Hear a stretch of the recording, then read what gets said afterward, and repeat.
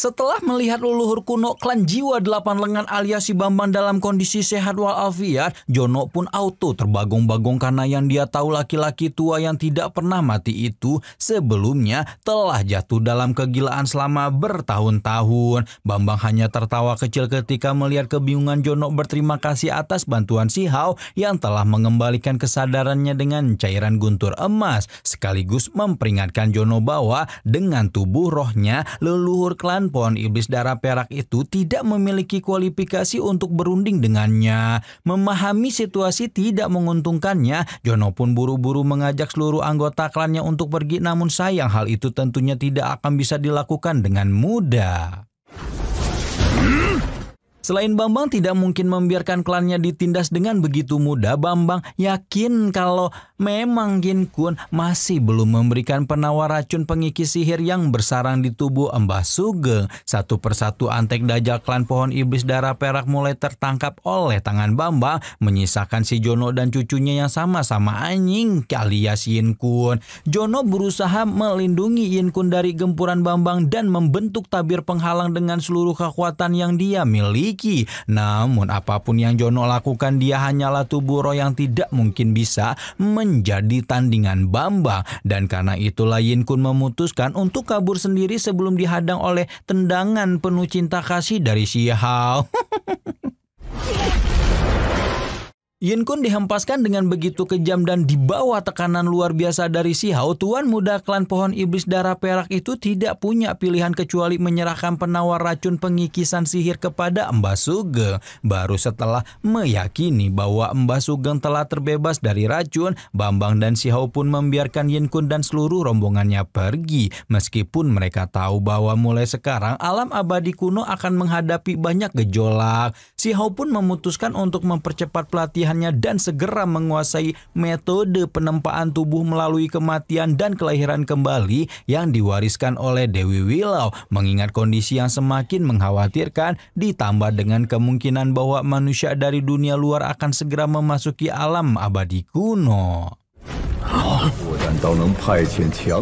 Dan benar saja apa yang dipikirkan oleh si Hao. Saat ini retakan yang sebelumnya muncul di alam abadi kuno telah terlihat dari bunga jalan keabadian dan membuat para petinggi aliran besar mulai berpikir untuk memanfaatkan momentum ini sampai mereka bisa mengutus ahli kuat untuk ikut masuk ke alam kuno abadi. Gejolak yang akan membawa perubahan besar ini juga dirasakan oleh para orang-orang aneh kuno yang terkuat mulai dari Zesian, Ning Chuan, sampai dengan dedengkotnya orang aneh kuno alias Raja 10 Mahkota yang saat ini masih berada di tengah bencana guntur, namun sudah menjadi bagian dari alam kuno abadi selama berabad-abad. Dan perubahan besar ini membuat mereka paham bahwa pertempuran akhir yang begitu dahsyat akan segera dimulai.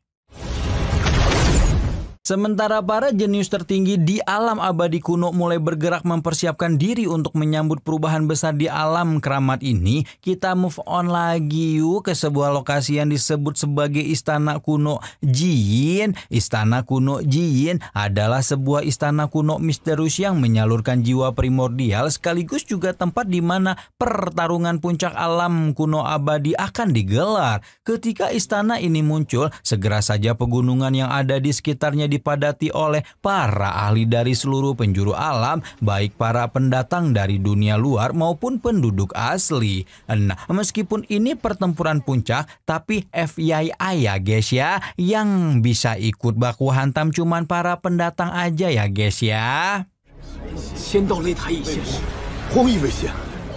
Melihat begitu banyak orang kuat dari berbagai generasi, jelas saja membuat semua orang was-was, dan di sisi lain, para orang aneh kuno terkuat masih terjebak di bencana guntur dan Huang juga belum menunjukkan dirinya, sehingga membuat semua khalayak yang hadir bertanya-tanya, orang macam apa yang akan menjadi puncak dari rantai kekuatan semacam ini? Tepat ketika itulah sebuah celah kekosongan terbentuk di langit diikuti dengan kemunculan sesosok bersurai merah terang orang yang kita sebut aja Buto Abang menyembul dari baliknya. Buto Abang tampak memiliki kekuatan yang cukup besar sehingga dengan berani menantang siapapun untuk menjadi lawan pertamanya. Hingga tiba-tiba inilah Perfect World One Missy episode ke-195.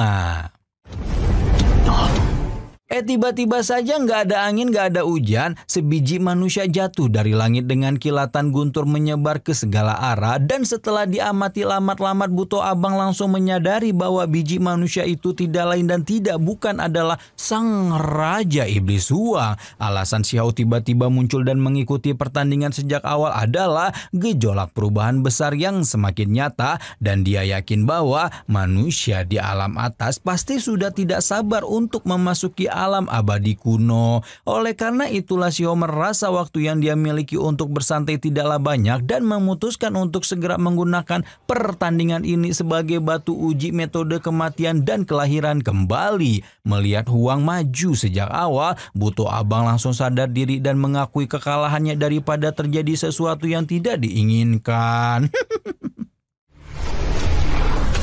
Karena Buto Abang mengakui kekalahannya, jam bayangan matahari pun mengumumkan kemenangan pertama Xiao. Namun tepat ketika kemenangan diumumkan, tubuh si Raja Iblis itu goyah di tengah arena, membuat semua orang berpikir apakah pemuda itu sebenar-benarnya berada dalam kondisi terluka. Menyaksikan hal ini, para penonton jelas saja langsung mempertanyakan kenapa kok si Huang ini berani banget naik ke atas arena dalam kondisi terluka, meskipun sebenarnya kondisi ini adalah sesuatu yang disebabkan oleh metode peninggalan Dewi Willow. Berhubung Xiao telah naik ke atas panggung, pertandingan pun terus berlanjut dan kali ini dia harus menghadapi tuan muda dari klan burung Hong Hong Heng Heng Emas Ungu sebagai lawan kedua.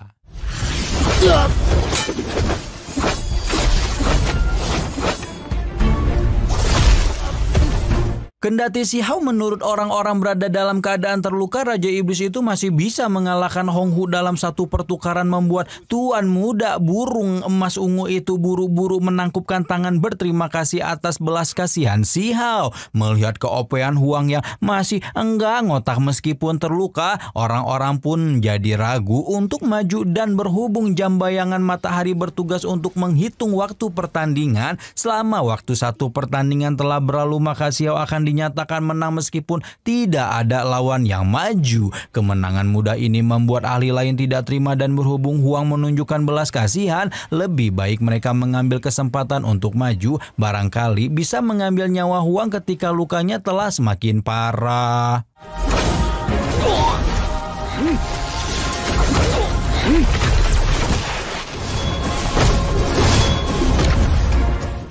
Rencana itu benar-benar direalisasikan oleh para ahli, dan krucil-krucil enggak tahu malu itu terus maju tanpa khawatir karena mereka yakin Xiao tidak akan bertarung sampai mengambil nyawa seseorang. Xiao melalui pertandingan tanpa henti sampai kemudian dia miliki ini orang-orang sok keras, kayaknya nggak bakal jerah kalau tidak melewati suatu yang mengerikan. Apesnya pemikiran ini muncul ketika Xiao harus menghadapi seekor yaksha bersayap emas yang ketika muncul dia sudah berencana kalau tidak bisa mengalahkan Xiao maka dia akan mengakui kekalahannya. Nah, sesuai dengan rencana awal, sayangnya kali ini Xiao tidak berniat untuk menunjukkan belas kasihan dan langsung menciptakan wujud Dewa Guntur sebelum kemudian menebas tubuh si yaksha emas sampai pindah alam.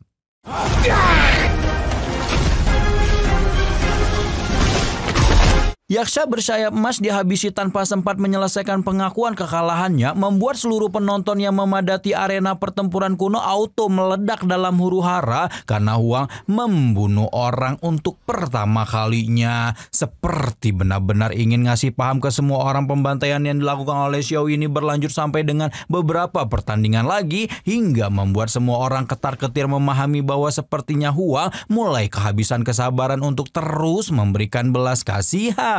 Melihat ini, salah satu jenius aneh kuno dari lembah pedang alias Gu Jiayun menunjukkan ketertarikan dan berkata bahwa dia menyukai pedang kuno yang Huang gunakan.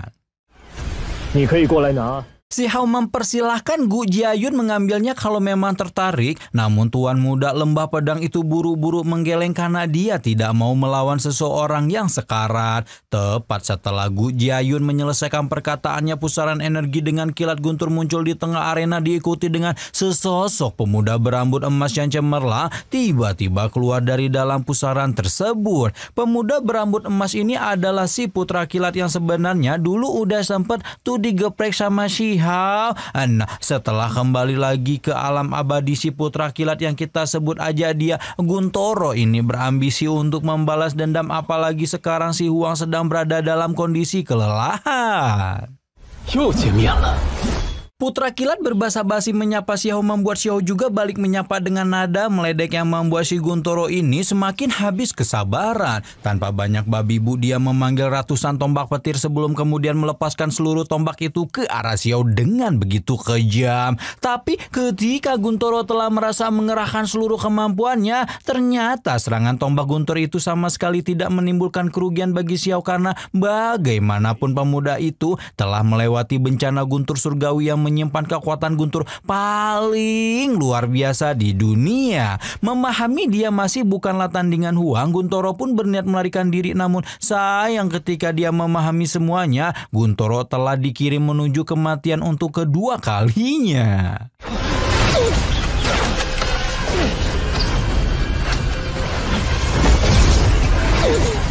Setelah berhasil menghabisi Guntoro, ternyata si Hao tidak bisa beristirahat untuk mengambil jeda karena seekor ular terbang Indonesia ranah Dewa Surgawi sudah meminta izin untuk menjadi lawan selanjutnya. Awalnya ular terbang itu juga basa-basi ingin meminta bimbingan dari si Hao, namun sekali lagi lawan telah dikirim menuju kematian tanpa bisa meminta ampunan seperti pertandingan awal-awal. Dengan begitu banyak pertandingan diselesaikan dan puluhan lawan dikalahkan, si Hao pun tanpa terasa telah menyelesaikan pertandingan ke-99-nya dan hanya membutuhkan satu pertandingan saja untuknya bisa mundur dari arena pertandingan. Si Hao menanyakan apakah Gu Jiayun masih tidak mau maju di pertandingan terakhir, dan setelah Gu Jiayun kekeh dengan pendiriannya, jam bayangan matahari pun mengumumkan kemenangan si Hao yang ke-100.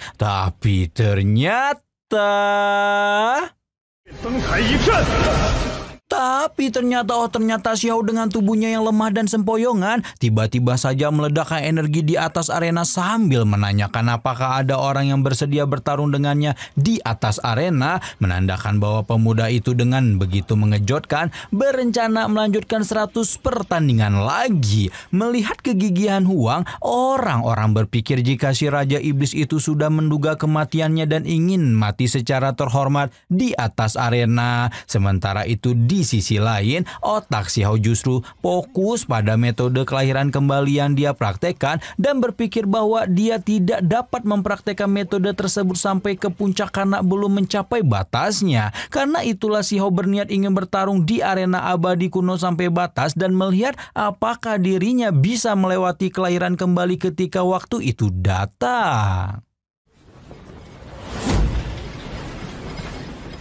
Si Hao telah menyalakan tantangan terbuka sekali lagi, namun sementara Gu Jiayun masih tidak bergeming, Yin Kun yang hanya bisa menonton akhirnya kebakaran jenggot dan ingin menggunakan semua harta yang dia miliki untuk membalaskan dendamnya kepada si Hao dalam perhelatan besar ini. Karena itulah tanpa banyak babi bu, Yin Kun dengan suara besar mengumumkan bahwa dia akan menghadiahkan sebuah pil nirpana hebat bagi siapapun yang bersedia naik ke arena dan menghabisi nyawa Huang. Pil nirpana adalah harta karun yang luar biasa sehingga cukup untuk membuat banyak ahli mupeng ketika tanpa pikir panjang langsung menyerbu si Hao di arena abadi kuno.